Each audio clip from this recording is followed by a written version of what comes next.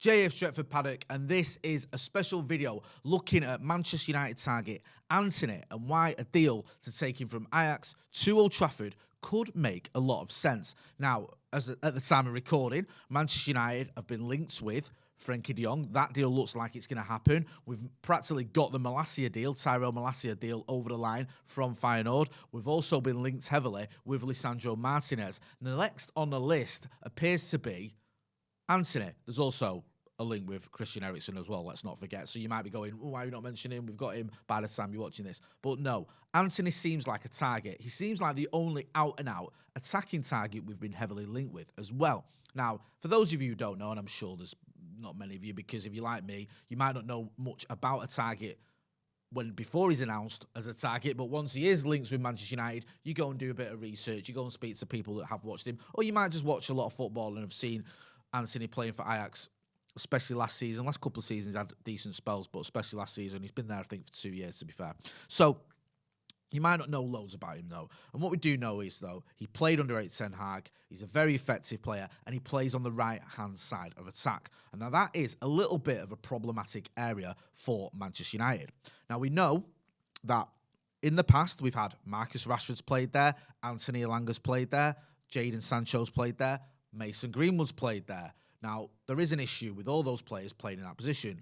One, we might never see Mason Greenwood play for Manchester United again. Again, I keep saying it at the time of recording because things can change, but there's an ongoing investigation. I don't know what's going to happen with that, but there's a chance we might never see him kick a ball for Manchester United. So he's not really someone you can go, okay, there's your option for the right-hand side of attack. Anthony Elanga seems to prefer playing on the left. That's where he played for the academy and in the 23. That's where he did most of his good work, cutting in from the left, and he used to have that sort of signature goal in it that Dave Pritt always spoke about on this channel, cutting in from the left-hand side, and hitting it top bins. Marcus Rashford likes playing on the left-hand side. He doesn't even like playing on down the middle, let alone the right-hand side. Jadon Sancho can play on the right, but some of his best performances have been on the left. So it does seem like you've got a bit of an issue with someone playing on that right-hand side. Anthony Martial, if he's to have a future at Manchester United, he doesn't play on the right-hand side. He plays either down the middle or on the left. Antony can play on the right. That is his preferred position. He's got a left foot. He uses that to cut in, score goals, get assists, whatever. So that is a position we need filling. And he seems like the type of player that wouldn't be just shoehorned into that position, wouldn't be forced to play there even though he'd rather play on the left. He wants to play on the right-hand side. So it makes sense to try and get a player in like him who can do a job there. Another reason that this sort of makes sense for me and could work out is because it's that whole thing of backing the manager fully. If you remember in the past, Manchester United have backed certain managers to a certain degree, others not at all. Going back to when Sir Alex Ferguson retired, that first transfer window, David Moyes comes in. We're linked with Sami Khedira. We're linked with Fabio Contrao. We're linked with Toni Kroos. We're linked with Cesc Fabregas. We end up with Marouane Fellaini in that first window, paying more than his buyout clause because we left it so late. Now, I quite liked Marouane Fellaini. I thought he got a bit of a bad rap at Manchester United, but we needed more than him that window. And we certainly didn't need him at the 11th hour after paying more than his buyout clause from a club that our new manager had previously been managing. That was a farce. So we didn't really back David Moyes. I know Juan Mata came in January. By that time, the shit was already sinking. You look at Louis van Gaal, yes, to a certain degree he was back, but it felt like at times he was given players he didn't even want. Did he really want Ander Herrera? Did he know what to do with Angel Di Maria? Didn't feel like it, did it? Then we go to Jose. Now, Jose is an interesting one because that first window under Jose Mourinho, I felt like he was backed. He said he wanted 4 players, and he got them. He got Henrik Mkhitaryan, he got Eric Bailly, he got Zlatan Ibrahimovic, and he got Paul Pogba. Now, how much he wanted Paul Pogba is up for debate, but I remember the times, the interviews, the press conferences, I was in some of them, where he said about his 4 targets, and he got 4 targets. So he can't moan too much about that first window. And what happened at the end of that first season? We won 2 trophies. Won the League Cup, won the Europa League. It's our most successful season post Alex Ferguson, at least in terms of winning trophies. The next summer, he isn't backed fully. He's almost backed fully. We get Romelu Lukaku, we get Nemanja Matic, we get Victor Lindelof. He also wanted Ivan Perisic. We didn't get him, though. We got 3 out of 4. Now, you may go, well, that's still a decent window, but it's not giving the manager the full backing of what he wants. The window after that was more or less a shambles. We finished 19 points behind City. What do? We go out, we get Diogo Dalot, we get Fred, he was a good player, but he wasn't really who Jose Mourinho wanted. You can tell because he hardly ever played him. And we also get Liga and the third choice goalkeeper, which is no use to man, no beast in terms of a title challenge. So we didn't back him properly. And it's been the same thing with Manchester United, of backing some managers, almost backing them fully, not quite. If you get a new manager like Erik Ten Hag coming in and you give him all the targets he wants, that means he's at his strongest possible position to challenge for those honours, try and end this trophy drought we're in. If we get, and it's big if, but if we get Malacia, which looks almost done, Frenkie de Jong, Lisandro Martinez, Christian Eriksen, and Antony, that is a very good transfer window. And it's doable, yeah? It is really doable because all those players I've mentioned should be able to fit into the system and within the budget. And I'll get to the price a little bit later, but it should be able to fit in within the budget. Now, one thing we've heard from a lot of Manchester United fans, when I say a lot of Manchester United fans, I mean myself as well, is this idea that sometimes United have waited too long to sign someone and we've bought them 2 years or a year too late. And I'll explain what I mean by that. If you look at someone like, for example, Harry Maguire goes from Sheffield United to Hull. Now, I don't expect Manchester United to be buying Harry Maguire when he's at Sheffield United. He then goes from Hull to Leicester. Now, maybe we could have took a chance there when he was at Hull. Maybe we could have gone, actually, he's done all right. Might be worth a punt. But I'm not too annoyed that we didn't.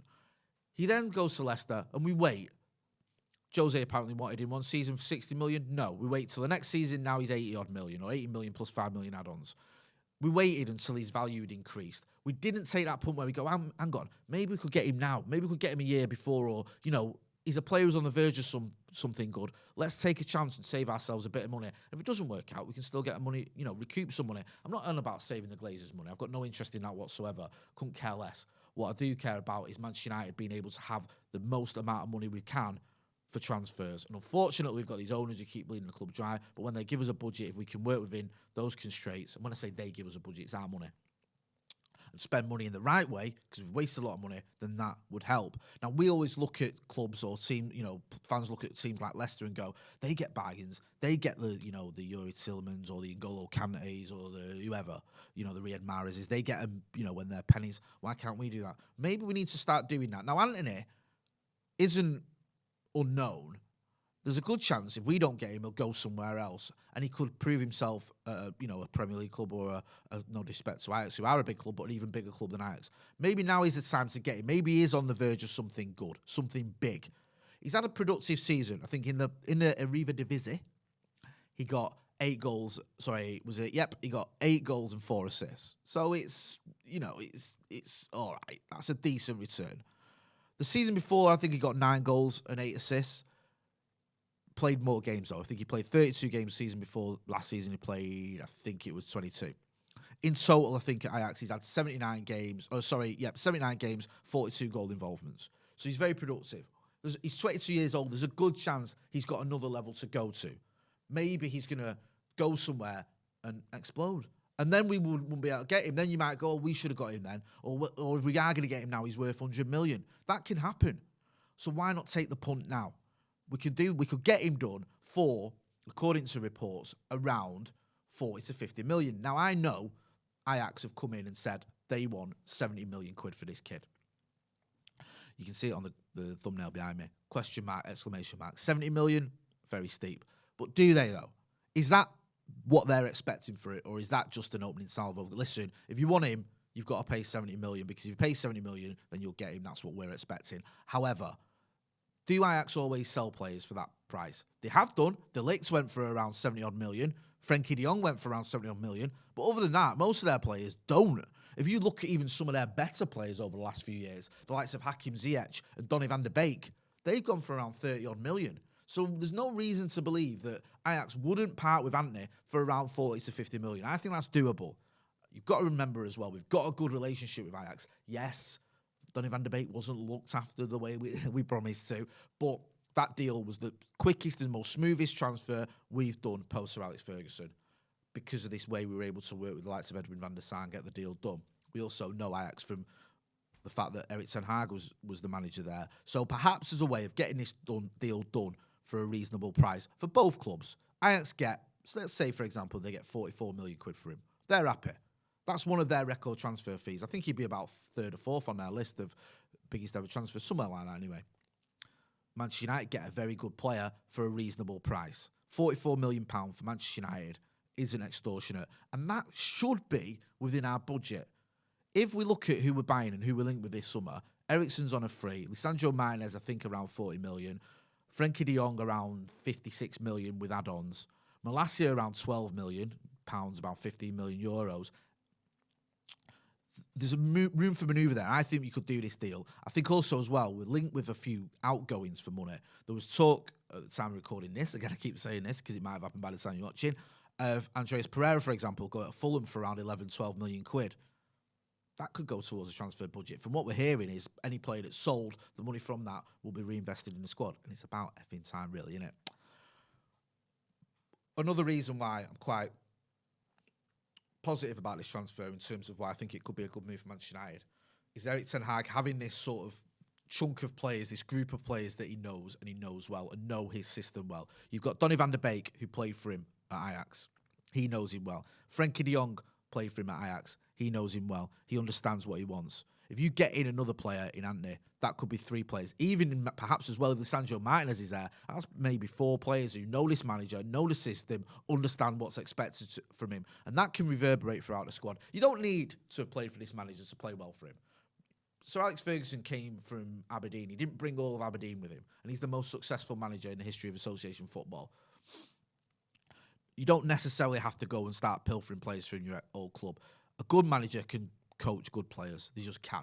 A good manager can know about good signings from clubs other than the ones he's managed as well. Tyrone Malacia didn't play for Erik ten Hag Ajax. He was at Feyenoord, but Erik ten Hag knew him from playing against him.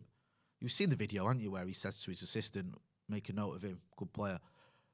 But having a core group of players who've played for you, who know you, who you know, can help. It can be a positive thing. Also, Antony is well sought after for a reason. It's not just his attacking prowess. I think Joe's spoken about this in some of the videos we've done. Ajax defensively were very, very sound last season. I think they conceded around 18, 19 goals. Antony tracks back. He gets involved in those defensive duties, something that sometimes is lacking. We've all seen the videos, haven't we? We've seen the clips where you've had Cristiano Ronaldo or whatever saying to Rashford, come and help out, come and track back, come and... Alex Telles is in all sorts of trouble against Reece James here. You need to help him out. We've seen those sorts of things where players have been left exposed, our fullbacks have been left exposed. That can happen if you don't have an attacking winger who will track back, especially with the way Erik ten Hag likes his fullbacks to push on. You need someone to cover them. You need to be able to drop back when you're required to do so. And Antony knows about that because he's played under Erik ten Hag and he knows the expectations that go with that manager. So there's several reasons why I feel this could be a move that makes a lot of sense for Manchester United. Now, I'm not ICK, mate. I always say that. I've no idea whether this move is going to happen. He may end up staying at Ajax. He may end up going somewhere else. We may end up getting priced out of it. Ajax may play hardball, and Manchester United may say, you know what, we're not going to do that. But for the reasons I mentioned, I think it's a deal that should be done and could make a lot of sense if it is done. Get involved in the comments and let us know what you think. Do you think Antony could be the answer for Manchester United going forward on that right-hand side of our attack? Would you like to see us go for someone else? Is there someone else you fancy more than Antony? Do you think there's too many issues there with the facts of the £70 million price tag? Do you think that could put us off? I'm interested to hear your thoughts. Anyone as well who's watched him week in, week out, get involved in the chat. Let us know. I'm only going off stats and the few sort of games and clips that I've seen, so I'm not going to sit and pretend to be an expert, but there's a lot of reasons that I like Antony. I like this move. This has been a little explainer video anyway. Get involved in the chat, like I've said. Make sure you're hitting subscribe as well. We want to get to 700,000 subscribers, and with your support, we can do it. We appreciate all the support we've had as well. It's almost 2 years now since we took over the channel, and the support has been overwhelming. So we're massively grateful for that. I've been Jay Motti. This has been a video looking at why Antony should come to Old Trafford. Thanks for watching.